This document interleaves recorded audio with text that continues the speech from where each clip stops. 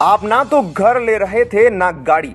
अब तो खैर चार्टर्ड प्लेन से नीचे बात नहीं करते, लेकिन ये क्या, सरकारी पैसे लगभग 30 करोड़ खर्च कर दिए शीश महल पे, सिर्फ सिविल काम पे। मतलब कमोड 2 लाख, पर्दा 8 लाख अलग से। शाबाश, ये हुई ना बात। कर्मचारी को तनख्वाह के पैसे नहीं, लेकिन शौक नवाबों वाले। पर्दे, बर्तन, शीशे के बाद अब केजरीवाल ने civil, plumbing, electrical, sewage, carpentry में दिल्ली के लोगों की मेहनत की कमाई हुई 30 करोड़ झोंक दी। अगर कोई जीवन भर भी भ्रष्टाचार में लिप्त हो तो अरविंद केजरीवाल को देख शर्मा जाए। अपने आप को आम आदमी कहने वाले, सिर्फ 2 कमरों के मकान में रहने का वादा करने वाले, सिक्योरिटी और सरकारी बंगला न लेने का झांसा देने वाले अरविंद केजरीवाल का एक और नंगा सच। सरकारी बंगले में छुटपुट मरम्मत जैसे सिविल कार्य पर खर्च कर दिए 29 करोड़ रुपए, 56,35,074 रुपए। दिल्ली के मुख्यमंत्री और आम आदमी पार्टी के संयोजक अरविंद केजरीवाल ने अपने आधिकारिक आवास में छोटे मोटे कामों के लिए वर्ष 2015 से 2022 के बीच 29 करोड़ खर्च कर दिए। यह खुलासा एक आरटीआई से हुआ है। बीजेपी ने इसको लेकर केजरीवाल पर प्रश्न उठाए हैं। भाजपा ने केजरीवाल के आवास में छोटे मोटे कामों पर 29 करोड़ खर्च करने को लेकर प्रश्न खड़े किए हैं। दिल्ली बीजेपी ने इसे केजरीवाल का नवाबी ठाठ बताया है। भाजपा के प्रवक्ता संबित पात्रा ने इस पर सवाल खड़े किए हैं। उन्होंने इसे जनता की जगह अपना विकास करना बताया है।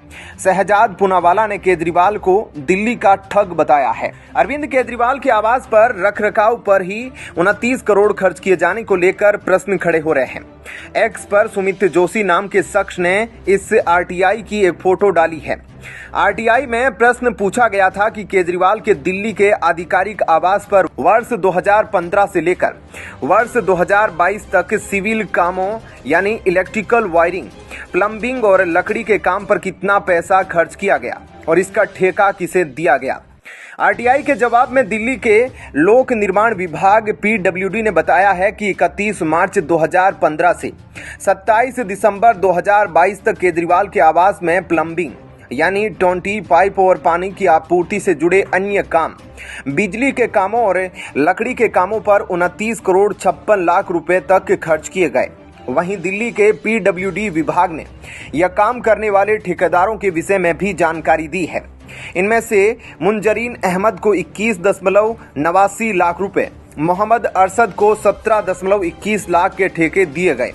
इसी के साथ ही मेसर्स एके बिल्डर्स को 29.08 करोड़ और मेसर्स एमए बिल्डर्स को 8.7 लाख के ठेके दिए गए। किसी समय में अरविंद केजरीवाल खुद धरने पर बैठे थे कि देश में आरटीआई लागू हो, और जब केजरीवाल के बंगले की आरटीआई मांगी गई तो उस बंगले का खर्च 29 करोड़ रुपए बताया गया है, जिसका जवाब केजरीवाल के पास नहीं है। इस आरटीआई का खुलासा भाजपा के प्रदेश उपाध्यक्ष कपिल मिश्रा ने किया है। इससे पहले अप्रैल 2023 में सामने आया था कि केजरीवाल ने अपने आवास के सौंदर्यीकरण में 45 करोड़ खर्चे। इस सौंदर्यीकरण में मार्बल वियतनाम से मंगवाया गया, जबकि 8 लाख के पर्दे मंगवाए गए। ऐसे में क्या कहना है आपका इस खबर पर कमेंट सेक्शन में जरूर बताएं। जय हिंद, जय भारत। सत्य की जीत होती है और झूठ का पर्दाफाश। सच्चा व्यक्ति शेर की तरह दहाड़ता है और झूठा बच बच कर भागता है। अन्ना हजारे के साथ जिस केजरीवाल को लोगों ने देखा था और आज जिस सीएम केजरीवाल को लोग देख रहे हैं, वो अलग अलग व्यक्ति है। मुझे डर है कि यह रात दिन केजरी के कारनामे सुनकर कहीं अन्ना हजारे शरीर त्यागने की जिद न करने लगे। लोग अब अन्ना जी को ही इस आदमी का प्रमोटर मान रहे हैं। अन्ना जी, आप ऐसा कोई काम ना करें। आपने कहा था कि सत्ता का नशा अच्छे अच्छे को भ्रष्ट बना देता है। केजरीवाल ने अन्ना हजारे से वादा किया था कि हम कांग्रेस से कभी समझौता नहीं करेंगे और भ्रष्ट पार्टियों के खिलाफ जाएंगे। आज वे भ्रष्ट पार्टियों की गोद में बैठे हैं। कांग्रेस इसे भूल गई क्या? भाजपा ने 7 जनवरी को हुई आम आदमी पार्टी और कांग्रेस की बैठक को लेकर कांग्रेस और केजरीवाल की आप पार्टी पर जमकर निशाना साधा। बीजेपी प्रवक्ता शहजाद पूनावाला ने मंगलवार को दिल्ली और पंजाब में सीट बंटवारे को लेकर कांग्रेस और केजरीवाल पर तीखा हमला बोला। उन्होंने देश की सबसे पुरानी पार्टी से पूछा है कि क्या कांग्रेस ने समझौता कर लिया। क्या कांग्रेस ये बताएगी उसने किन किन मसलों पर समझौता करने का फैसला लिया है। बता दें कि सोमवार को दिल्ली की 7 लोकसभा सीटों को लेकर कांग्रेस और आम आदमी पार्टी के बीच पहले राउंड की बातचीत 7 जनवरी को हुई। अभी यह तय नहीं हो पाया है कि दोनों पार्टी के किन किन सीटों पर चुनाव लड़ने को लेकर सहमति बनी है। भाजपा प्रवक्ता पूनावाला ने मंगलवार को अपने बयान में कहा कि आप कांग्रेस के बीच कितनी बड़ी वैचारिक खाई और अवरोध है, यह पूरी दुनिया जानती है। क्या कांग्रेस के नेता पंजाब के सीएम भगवंत मान के उस बयान को भूल गए जिसमें उन्होंने कहा कि एक थी कांग्रेस। क्या कांग्रेस पार्टी यह भूल गई है कि आप सरकार की शिकायत पर पवन खेड़ा के खिलाफ केस दर्ज है।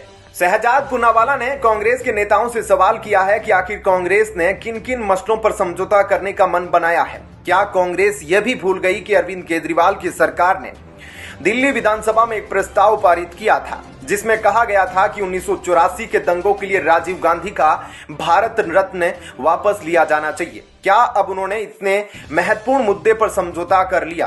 उन्होंने कहा कि आप नेताओं ने अन्ना हजारे से वादा किया था कि हम कांग्रेस से कभी समझौता नहीं करेंगे और भ्रष्ट पार्टियों के खिलाफ जाएंगे। आज वे भ्रष्ट पार्टियों की गोद में बैठे हैं, कांग्रेस इसे भूल गई क्या। उन्होंने आगे कहा कि कांग्रेस नेता संजय सिंह अरविंद केजरीवाल और अन्य नेताओं के पोस्टर चिपका कर लोगों को बता रहे हैं कि ये लोग भ्रष्ट है। क्या कांग्रेस वाले ये बताएंगे कि शराब घोटाले से उन्हें कितना पैसा मिला है जिसके कारण वे चुप है। आपको बताते चले कि आम आदमी पार्टी कांग्रेस से गुजरात में एक, हरियाणा में 3 और गोवा में 1 लोकसभा सीट चाहती है।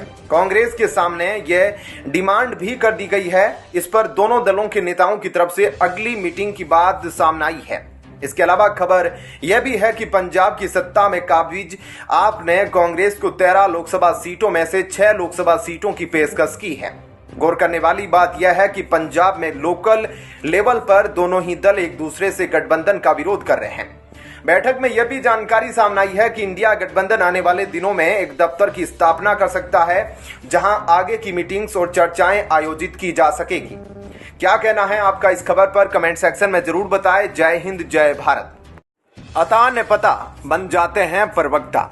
कथित विश्व स्तरीय स्वास्थ्य मॉडल में भ्रष्टाचार की पोल खुलने के बाद आम आदमी पार्टी के प्रवक्ता जनता को गुमराह करने के लिए कूट तर्कों से जीतना चाहते हैं, लेकिन सत्य के आगे उनकी एक नहीं चल सकती। अरविंद केजरीवाल को चाहिए कि वे अब कानून का सम्मान करें और ईडी को जांच में सहयोग करें। केजरीवाल के स्वास्थ्य मॉडल पर कई गंभीर सवाल उठ रहे हैं। नकली दवाओं और पैथोलॉजिकल टेस्ट घोटालों के उजागर होने के बाद केजरीवाल के स्वास्थ्य मॉडल का काला चेहरा उजागर हो गया है। दिल्ली की मंत्री सुश्री आतिशी और सौरभ भारद्वाज अच्छी तरह से जानते हैं कि उनकी सरकार का काला चेहरा बेनकाब हो गया है और उनकी मीडिया प्रतिक्रियाएं उनकी राजनीतिक हताशा को छिपाने का प्रयास हो रहा है। अब इसी बीच हाईकोर्ट ने गंभीर रोगियों के इलाज के लिए चिकित्सा के बुनियादी ढांचे की कमी पर चिंता जताई है। अदालत ने केजरीवाल सरकार से पूछा कि बुनियादी ढांचा मांग के अनुरूप क्यों नहीं है। कार्यवाहक के मुख्य न्यायाधीश मनमोहन एवं न्यायमूर्ति मनप्रीत प्रीतम सिंह अरोड़ा की पीठ ने सरकार को यह बताने को कहा है कि पिछले 5 वर्ष में स्वास्थ्य क्षेत्र को बढ़ाने पर कितनी राशि खर्च की गई। कार्यवाहक मुख्य न्यायाधीश ने सोमवार को केजरीवाल की आप सरकार को पिछले 5 वर्षों में स्वास्थ्य क्षेत्र को बढ़ाने पर खर्च की गई राशि का खुलासा करने का निर्देश दिया। अदालत ने सरकारी अस्पतालों में आईसीयू बेड और वेंटिलेटर सुविधाओं की उपलब्धता के संबंध में 2017 में शुरू की गई एक स्वतः संज्ञान जनहित याचिका पर सुनवाई करते हुए शहर की आबादी के साथ तालमेल बनाए रखने के लिए चिकित्सा बुनियादी ढांचे की आवश्यकता पर जोर दिया। पिछले महीने खंडपीठ ने दिल्ली सरकार को इस मुद्दे के समाधान के लिए अपनी योजनाओं की रूपरेखा बताते हुए एक स्टेटस रिपोर्ट दाखिल करने का निर्देश दिया था। हाईकोर्ट ने मांग तथा उपलब्ध संसाधनों के बीच स्पष्ट अंतर के बारे में केजरीवाल सरकार से सवाल किया। इस मुद्दे पर भारतीय जनता पार्टी ने सीएम अरविंद केजरीवाल के नेतृत्व वाली आम आदमी पार्टी की सरकार को घेरा है। दिल्ली बीजेपी प्रदेश अध्यक्ष वीरेंद्र सचदेवा ने कहा कि दिल्ली हाईकोर्ट ने दिल्ली में खराब स्वास्थ्य ढांचे पर दिल्ली सरकार से 29 जनवरी तक जवाब मांगा है। मुख्यमंत्री अरविंद केजरीवाल ने स्वास्थ्य बुनियादी ढांचे की कमी पर भाजपा के सवालों का कभी जवाब नहीं दिया। हमने बार बार सरकार के सामने स्वास्थ्य व्यवस्था के मुद्दे को उठाया, हालांकि अब उन्हें दिल्ली हाईकोर्ट को जवाब देना होगा। पूरी घटना 2 जनवरी की रात को सामने आई थी, जब रात करीब 9 बजे पुलिस को एक कॉल मिली थी। उत्तर पूर्वी दिल्ली के न्यू उस्मानपुर इलाके में एक महिला ने नशे की हालत में एक आदमी के उसके साथ झगड़ा होने की शिकायत की। उस व्यक्ति को जेपीसी अस्पताल, गुरु तेग बहादुर अस्पताल और लोक नायक जयप्रकाश नारायण अस्पताल द्वारा इलाज के लिए भर्ती नहीं किया गया था। उसके बाद उसकी मौत हो गई। दिल्ली हाईकोर्ट ने सुनवाई के दौरान सवाल किया कि यह कैसे संभव है कि 4 सरकारी अस्पतालों में मरीज को कोई बेड नहीं मिला। इससे सरकार की स्वास्थ्य व्यवस्था की कमी का पता चलता है। कोर्ट ने स्वास्थ्य देखभाल के लिए रखे बजट आवंटन को दूसरी निधियों में ट्रांसफर किए जाने को लेकर भी गहरी चिंता जाहिर की। साथ ही कोर्ट ने कहा कि एक केंद्रीय पोर्टल भी बिस्तरों की जानकारी देने के लिए बनाया जाना चाहिए। ऐसे में क्या कहना है आपका इस खबर पर कमेंट सेक्शन में जरूर बताएं। जय हिंद, जय भारत। लालू यादव अगर चारा घोटाले की सजा काटते हुए जेल भुगत रहे हैं तो हाईकोर्ट के आदेश से, किसी भाजपा, किसी कांग्रेस या किसी देवगौड़ा की साजिशों से नहीं। यह उनके अपने कुकर्म के कुफल है और कुछ नहीं। पटना हाईकोर्ट के आदेश पर ही सीबीआई ने चारा घोटाले की जांच की।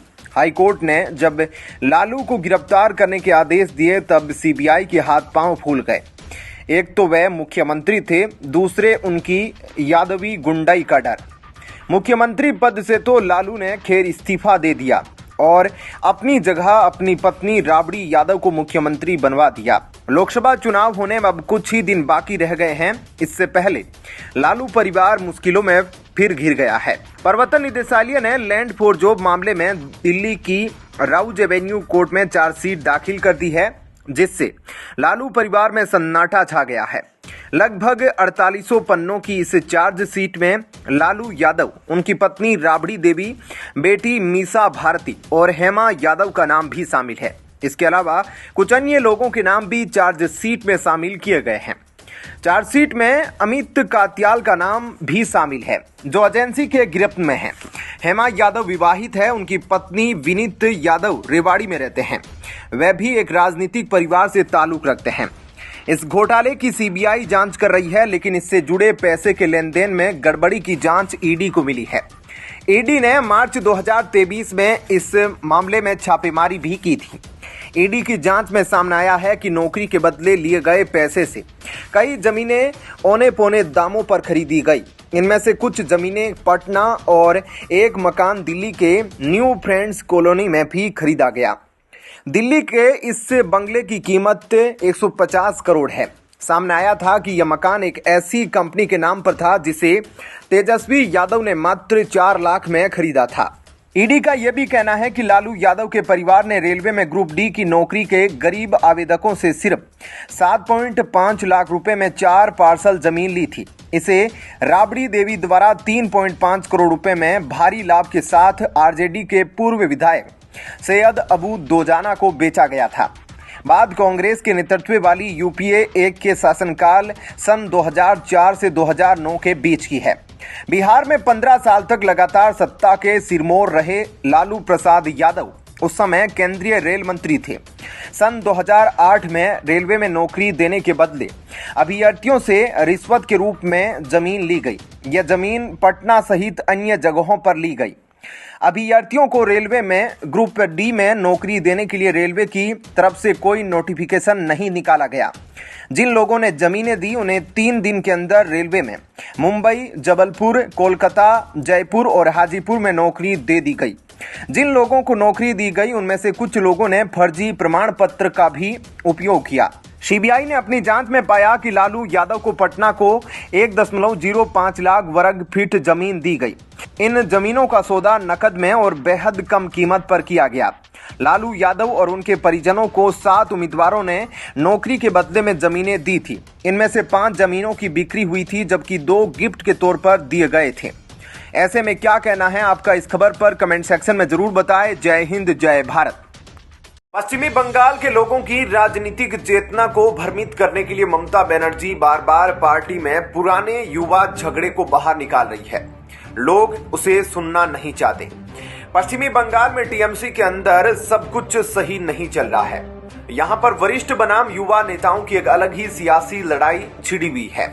लंबे समय से ऐसी अटकलें लगाई जा रही है कि अभिषेक बनर्जी की वजह से टीएमसी के ही कई वरिष्ठ नेता खफा चल रहे हैं। अब इस बीच एक बार फिर ओल्ड बनाम यंग गार्ड के विवाद पर अभिषेक बनर्जी ने बड़ा बयान दे दिया है। कुछ दिन पहले ही अधीर रंजन चौधरी ने बड़ा बयान देते हुए कहा था कि अगर आने वाले समय में अभिषेक बनर्जी को भाजपा मुख्यमंत्री बना दे तो हैरानी नहीं होनी चाहिए। अब उस बयान में वैसे तो अधीर ने ममता बनर्जी का जिक्र भी नहीं किया, लेकिन जानकारों के मुताबिक वो सीधी चुनौती बंगाल की मुख्यमंत्री को ही थी। उन्हें संकेत दे दिया गया था कि उनकी सीएम कुर्सी अब खतरे में है। अभिषेक बनर्जी ने इस बात पर जोर दिया है कि अगर 2024 के लोकसभा चुनाव के लिए ममता बनर्जी की तरफ से कोई बड़ी जिम्मेदारी दी जाएगी, वह इसके लिए पूरी तरह तैयार है। अभिषेक का मानना है कि उम्र के लिहाज से लोगों की कार्य क्षमता कम होती है। जो कार्य 30 की उम्र में किया जा सकता है, 56 साल की उम्र में उतने प्रभावी अंदाज से नहीं किया जा सकता। ममता के साथ तल्खी की अटकलों पर टीएमसी नेता ने साफ कर दिया है कि पश्चिमी बंगाल की मुख्यमंत्री इस समय वरिष्ठ और युवा दोनों नेताओं को साथ लेकर चल रही है। वैसे टीएमसी में ओल्ड बनाम यंग गार्ड की लड़ाई लंबे समय से चल रही है। इस विवाद ने नाटकीय मोड़ उस समय ले लिया था जब ममता बनर्जी ने खुद तल्ख अंदाज में कहा था कि पार्टी के सीनियर नेताओं को भी पूरा सम्मान मिलना चाहिए। उन्होंने उस तर्क को भी सिरे से खारिज कर दिया था जहां कहा गया था कि वरिष्ठ नेताओं को संन्यास ले लेना चाहिए। बड़ी बात यह है कि सीएम ममता के उस बयान के बाद भतीजे अभिषेक बनर्जी ने तो अपने विचार रखे थे। उनका मानना था कि पॉलिटिक्स में भी रिटायर होने की एक उम्र होनी चाहिए। उन्होंने तब भी यही तर्क दिया था कि एक उम्र के बाद कार्य करने की क्षमता कम होने लगती है। यहाँ यह समझना जरूरी है कि पश्चिमी बंगाल में टीएमसी के अंदर यह जो अंदरूनी लड़ाई छिड़ी है, इसका फायदा कांग्रेस बीजेपी और भी उठाने की कोशिश कर रही है। वहीं पश्चिमी बंगाल में जो हुआ वह आपत्तिजनक और आपराधिक है। ईडी का दावा है कि 10,000 करोड़ रुपए का राशन वितरण घोटाला है, जिसमें से करीब 2,000 करोड़ रुपए हवाला के जरिए दुबई पहुंचाए गए हैं। पर ममता बनर्जी की तानाशाही का परिणाम है कि उनके कार्यकर्ता बेखौफ हर जगह का फैसला अपने ढंग से करना चाहते हैं और इसके लिए खुलेआम हिंसा का सहारा लेते हैं। पश्चिमी बंगाल के लिए यह नई बात नहीं है। चुनावी हिंसा एवं प्रतिहिंसा तो वहां लगातार चलती रहती है। ममता अपने कार्यकर्ताओं का गलत एवं अलोकतांत्रिक तरीके से समर्थन एवं सहयोग करती है, जिससे उनका मनोबल बढ़ा है। कार्यकर्ता केवल कानून की धज्जियां ही नहीं उड़ाते, बल्कि सरकारी कल्याणकारी योजनाओं का भी दुरुपयोग करते हैं। ऐसे में क्या कहना है आपका इस खबर पर? कमेंट सेक्शन में जरूर बताएं। जय हिंद, जय भारत।